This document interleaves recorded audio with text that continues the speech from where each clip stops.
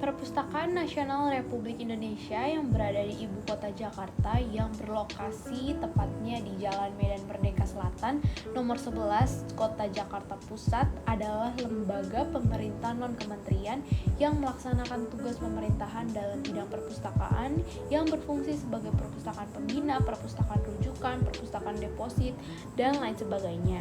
Perpustakaan Nasional ini memiliki 24 lantai yang masing-masing lantainya memiliki pelayanan yang berbeda-beda. Pada lantai 1 ini terdapat loker untuk para pemustaka menitip barang-barangnya sebelum mereka hendak berkunjung di Perpustakaan Nasional ini. Kemudian ketika kita lanjut naik ke lantai 2 terdapat area untuk kita bisa mendaftarkan diri kita sebagai anggota dari Perpustakaan Nasional itu. Disediakan banyak komputer untuk kita bisa mendaftar secara online lalu bisa lanjut untuk mencetak kartu. Ketika kita masuk ke area Perpustakaan Nasional ini, kita harus terlebih dahulu mendaftarkan diri kita melalui web Perpusnas untuk mendapatkan kuota, kemudian mendapatkan QR code yang kemudian di-scan ketika kita masuk ke area Perpustakaan Nasional ini.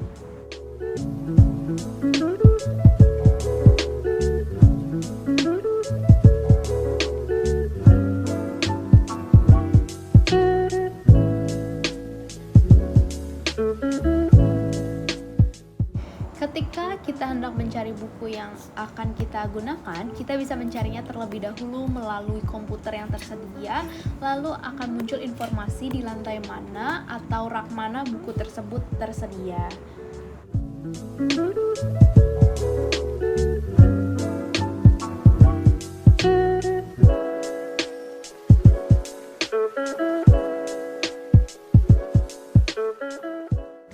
Dan yang terakhir, ketika kita hendak keluar dari Perpustakaan Nasional pun kita harus meng-scan kembali QR code kita seperti saat kita masuk pertama kali ke Perpustakaan Nasional ini.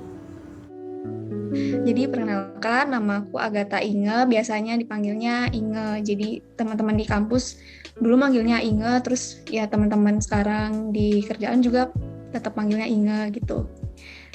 Terus aku lulus dari ilmu perpustakaan VIA tahun 2019. Terus sekarang sedang CPNS di Perpusnas.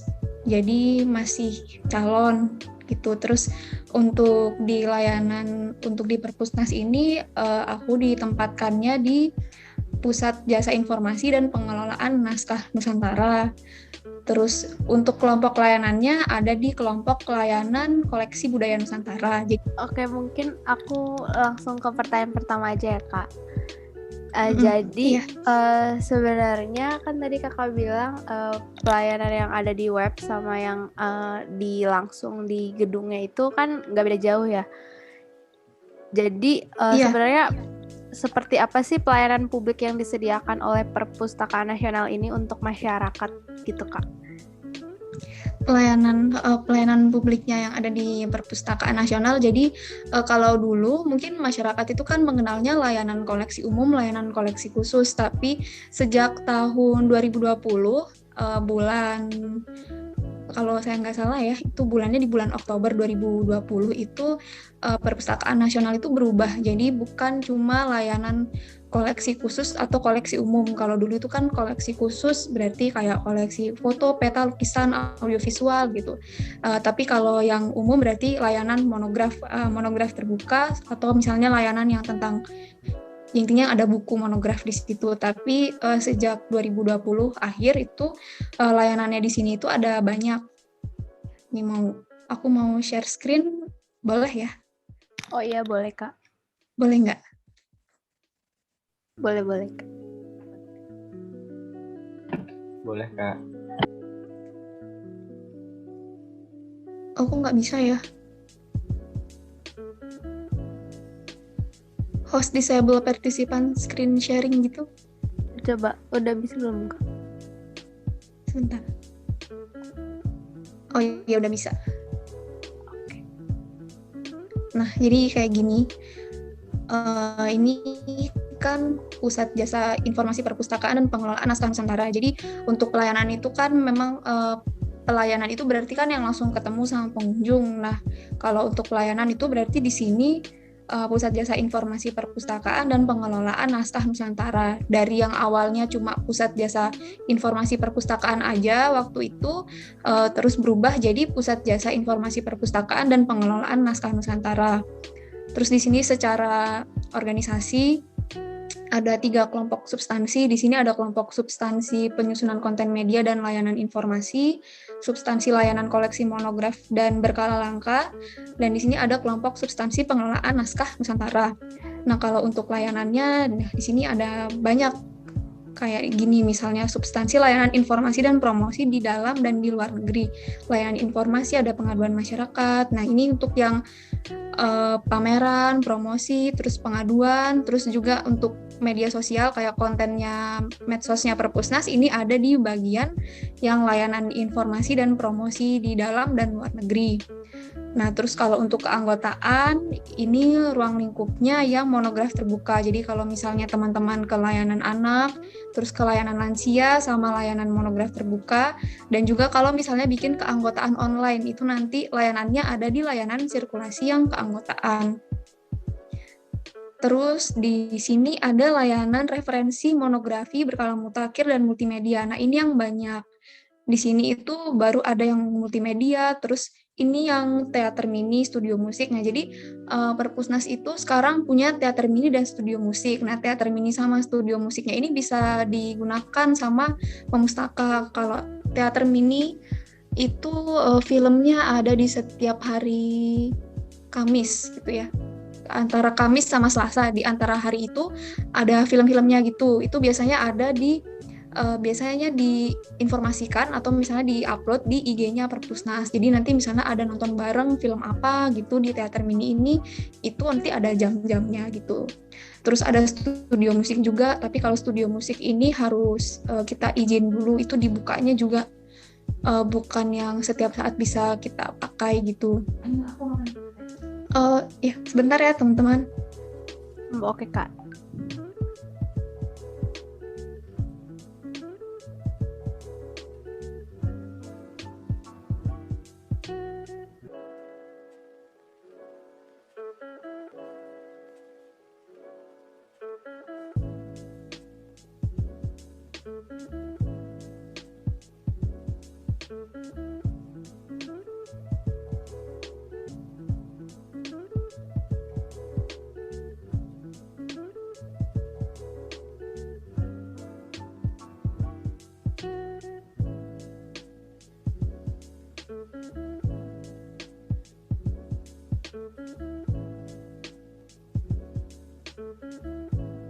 Ya, jadi barusan, maaf ya teman-teman, barusan aku tanya ke, ini ada juga Mbak yang lagi CPNS di sini gitu, dia juga di layanan, tapi dia lagi mau istirahat. Padahal aku mau minta bantuan untuk ngejelasin juga. Terus di sini kalau yang monograf tertutup, nah ini monograf tertutup itu layanan yang di lantai 12 sama 12A. Jadi teman-teman cuma bisa akses kalau kayak kalau ibaratnya di perpustakaan universitas itu ini kayak semacam koleksi tandon gitu ya. Jadi ini yang kalau teman-teman tahu yang kita nggak bisa mengakses sendiri. Jadi ini yang close access, cuma bisa pustakawan yang nanti diambilkan bukunya gitu, diambilkan oleh pustakawan. Oh ya, sebelumnya ini teman-teman semester berapa ya? Mau naik semester 3, Kak. Kita mau naik semester 3. Berarti kan yang udah dapet itu mata kuliahnya pengantar ilmu perpustakaan, terus habis itu apalagi ya yang klasifikasi udah belum ya? Klasifikasi dan katalogisasi? Belum ya, semester 4 ya? Oke. Ya cuma mau tanya aja karena aku pengen tahu kira-kira teman-teman udah sejauh apa gitu belajarnya. Terus di sini ada koleksi berkala. Nah kalau, habis tertutup mancanegara ya. Jadi mancanegara ini koleksinya ada tentang Jepang, Korea, terus habis itu tentang Turki, terus apalagi ya. Banyak di sini yang mancanegara ini yang itu tentang negara-negara lain gitu, dan itu bahasanya nggak cuma bahasa Inggris aja tapi juga kayak bahasa aslinya mereka, yang ada bahasa Jepangnya, bahasa Korea, bahasa Mandarin gitu.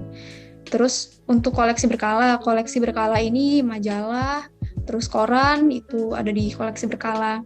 Nah, kalau aku di layanan koleksi budaya Nusantara. Jadi untuk di layanan koleksi budaya Nusantara ini, karena dia budaya Nusantara berarti muatannya itu memang koleksi yang tentang kebudayaan yang ada di Indonesia. Nah, kalau di layanan koleksi budaya Nusantara itu ada dibagi jadi dua. Ada yang koleksi umum dan juga koleksi yang dari setiap provinsi. Kalau yang koleksi umum itu berarti misalnya koleksi yang membahas tentang batik secara keseluruhan. Terus koleksi yang membahas tentang tari-tarian di Indonesia, terus tentang resep masakan di Indonesia, terus kayak tentang sejarah juga, terus tentang babat juga ada di koleksi umum kayak gitu. Terus kalau untuk yang koleksi dari setiap provinsi itu tentang biasanya lebih spesifik lagi, kayak misalnya adat pernikahan Batak Mandailing misalnya kayak gitu. Itu biasanya ada di koleksi di setiap provinsi. Terus nah kalau yang aku lihat sih, jadi dia tuh kayak gini ya, di koleksi setiap provinsi itu dari barat ke timur itu koleksinya makin sedikit. Jadi dari Sumatera Utara koleksinya tuh banyak. Terus habis itu kita ke Jawa koleksinya juga masih banyak. Jawa Tengah, Jawa Barat, DKI Jakarta itu koleksinya banyak gitu. Terus semakin udah Bali tuh koleksinya masih banyak.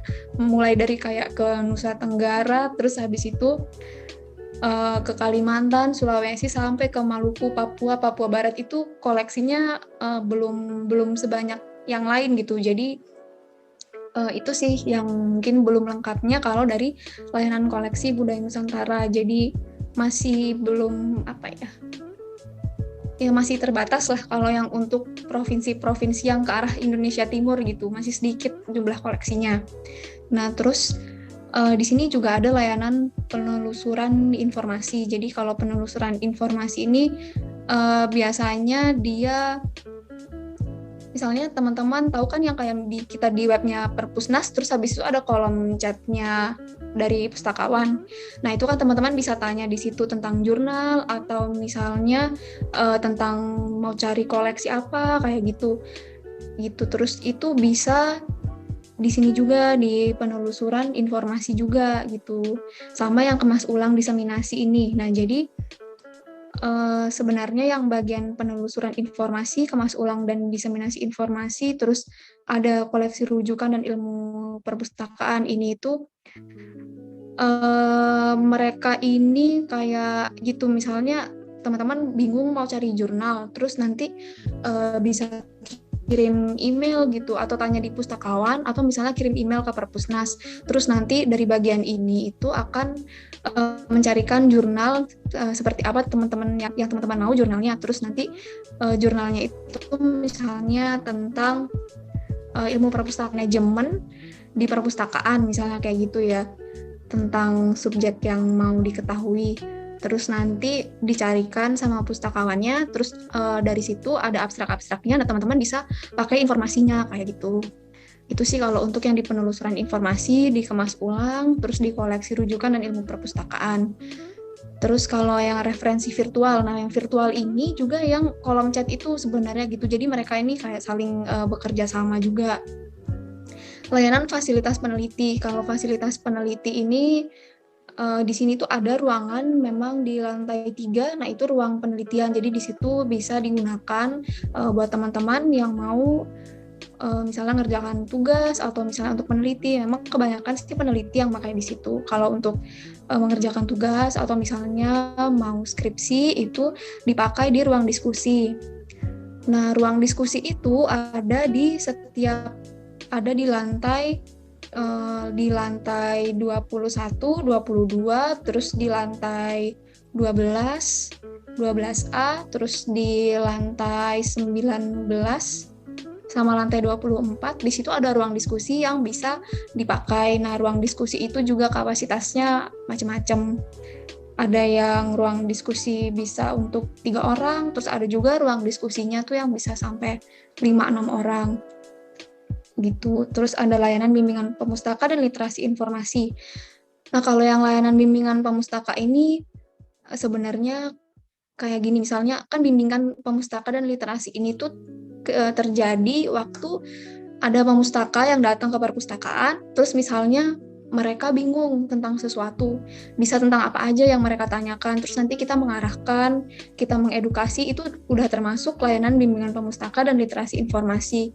Mulai dari misalnya mereka tanya gimana caranya pinjam ruang diskusi, terus habis itu mereka tanya tentang prosedur peminjaman, terus habis itu ada yang tanya lagi tentang koleksi ini bisa dicari di mana, kayak gitu. Nah, itu termasuk bimbingan pemustaka dan literasi informasi. Jadi, bimbingan pemustaka dan literasi informasi itu juga nggak cuma dilakukan waktu tatap muka, waktu pengunjung datang ke sini, tapi juga waktu pemustakanya itu kayak misalnya tanya sama pustakawan melalui kolom chat, kayak gitu. Walaupun sebenarnya bimbingan pemustaka dan literasi informasi ini lebih ke waktu kita langsung tatap muka, tapi waktu kita bertanya ke pemustaka itu kan juga kayak terjadi adanya bimbingan di situ buat ke pengunjungnya.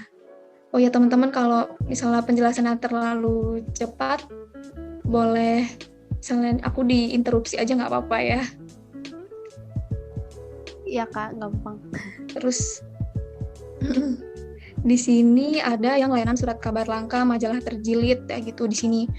Foto peta lukisan. Nah, ini yang sebenarnya layanan ini itu menurut aku banyak koleksi yang bisa kita gimana ya, bisa kita gali lebih gitu, karena orang-orang kan mungkin jarang yang mau ngelihat ini gitu, karena orang-orang biasanya pasti ke lantai 21, 22. Nah, kalau misalnya ke layanan audiovisual sama yang foto peta lukisan ini itu ini adalah tipenya yang tertutup sebenarnya. Jadi bukan galeri yang kita bisa lihat gitu, bukan, tapi nanti kita minta pustakawannya misalnya mau lihat foto tentang apa. Nah, itu bisa dicari di inlist slide-nya fotonya tentang apa, terus nanti kita ngasih tahu, kan ada struknya gitu ke pustakawan, nanti fotonya bisa diambilkan kayak gitu.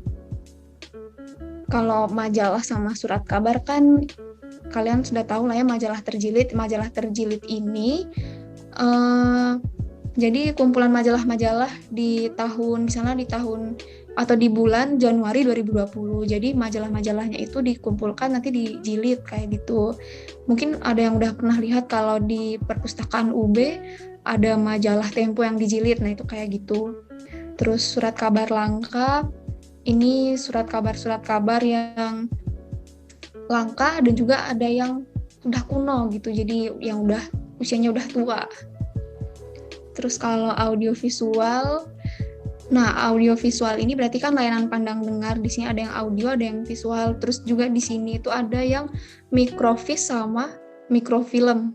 Jadi di sini nggak cuma yang audiovisual aja, tapi ada mikrofis sama mikrofilm. Jadi di situ pengunjung bisa pakai yang koleksi di situ, yang audiovisual, mikrofis, mikrofilm itu menggunakan alat-alat khusus. Kalau kalian mungkin pernah ke Perpusnas, ada namanya alatnya, ada alatnya untuk ngebaca itu. Jadi nanti itu kayak mikrofilmnya atau mikrofisnya itu dimasukkan ke alatnya, terus nanti kita ngebaca itu dari situ gitu. Jadi dia bukan yang bisa dibaca seperti buku gitu. Mungkin ada yang udah pernah lihat sebelumnya mikrofis atau mikrofilm?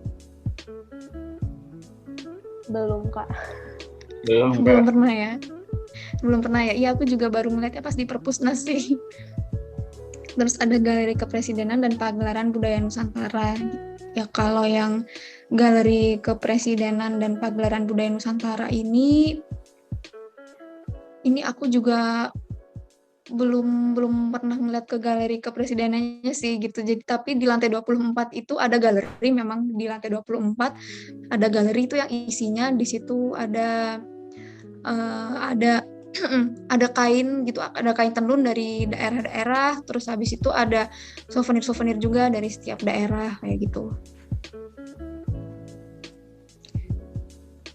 Kalau yang ini pengelolaan naskah Nusantara. Jadi naskah Nusantara ini naskah-naskah kuno yang ada di Perpusnas. Ini juga naskah Nusantaranya itu di sini sebentar. Di sini aja dulu. Nah, naskah Nusantaranya itu di sini naskahnya itu bukan yang kita bisa lihat secara langsung gitu, tapi itu juga ada yang pakai mikrofis sama mikrofilm karena kan itu usianya sudah tua, jadi belum tentu bisa dilihat sembarangan. Jadi kita lihat yang bentuk mikrofis sama mikrofilmnya gitu. Nah, ini alih aksara, alih bahasa, ini salin ulang.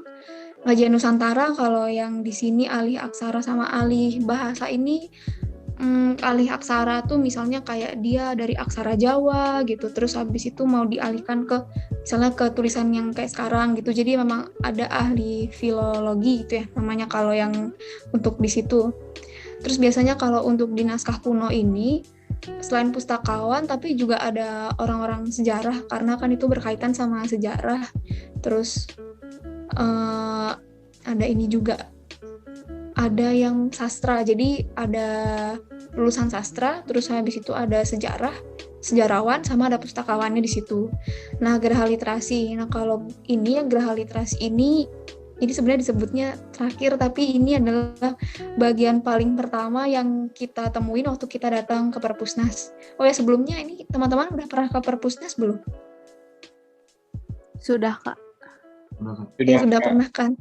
Iya, udah pernah. Jadi geraha literasi itu yang ada di depan yang bangunan BCB, bangunan cagar budaya. Nah, kalau yang di geraha literasi ini kan layanannya itu berupa bimbingan pemustaka, karena kan mereka yang paling depan yang ada di situ. Jadi orang-orang pasti banyak tuh yang tanya-tanya di situ atau misalnya mau lihat-lihat di situ.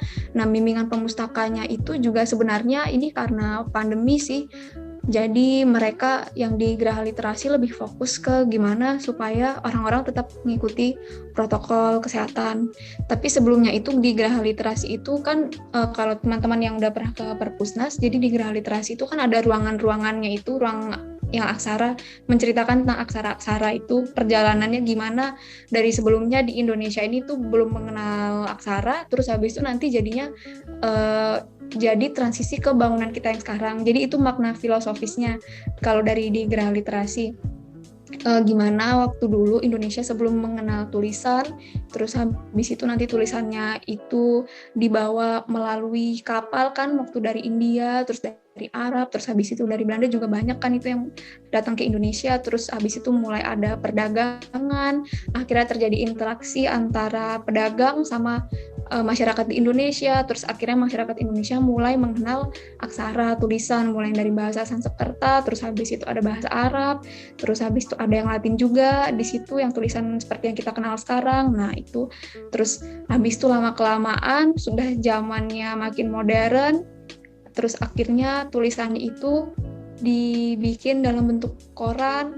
Nah akhirnya korannya itu dibaca oleh masyarakat, akhirnya semakin banyak masyarakat yang mengerti bagaimana itu tulisan, terus bisa membaca. Nah, akhirnya sekarang Perpusnas jadi yang ada di gedung sekarang ini kayak gitu.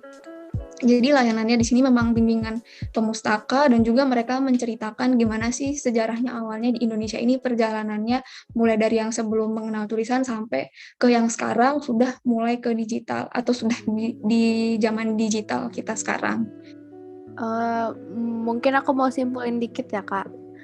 Jadi kan tadi Perpusnas dari yang yang pertamanya cuman koleksi khusus, terus sekarang udah jadi terbuka gitu ya, jadi koleksi menjadi umum gitu ya, monograf terbuka tadi kata kakak ya.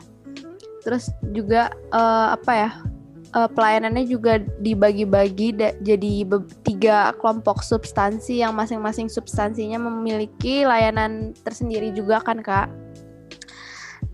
Dari layanan buku kayak misalnya monograf terbuka sampai yang kayak audio tadi kan. Jadi mungkin menurut aku ini pelayanan publiknya pun lengkap sekali gitu ya Kak. Nggak sekedar hanya kan kalau orang dengan perpustakaan cuman buku gitu doang kan Kak. Jadi kalau misalnya kita kesini juga kan luas gitu. Jadi kita kan nggak tahu itu letaknya di mana. Jadi itu juga kita bisa tanya ke pustakawannya kan Kak. Mungkin ya. Itu yang bisa aku simpulin.